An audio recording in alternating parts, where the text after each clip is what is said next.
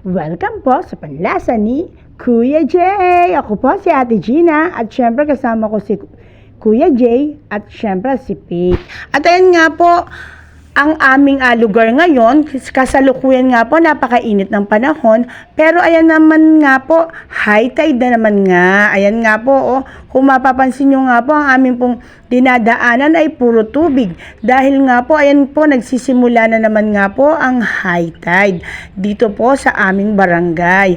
Sobrang init po ng panahon, pero po, pag lumabas ka ng bahay, ganito po ang makikita nyo. May tubig na naman nga po sa aming mga daan. Ayan nga po si Kuya Jay, ayan nga po ang aming driver ni Ate Pate. At ayan nga po, oh, palalim nga po ng palalim ang tubig ngayon dahil nga po nagsisimula ang high tide. Ayan po, at syempre nga po mamamasyal nga po kami dyan ni Ate Pate at ni Kuya Jay. At mag-ingat nga po tayo sa panahon ngayon dahil nga po palagi pong high tide at ang ating pong mga bakuran ay napakadudulas na nga po.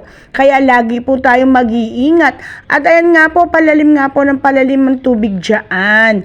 Napakahirap nga po ng sitwasyon namin araw-araw dahil nga po palagi nga pong high tide. Ayan nga po, oh, palaging may tubig sa aming daanan. Ingat po tayo at marami pong salamat sa lahat po ng nanonood. God bless po.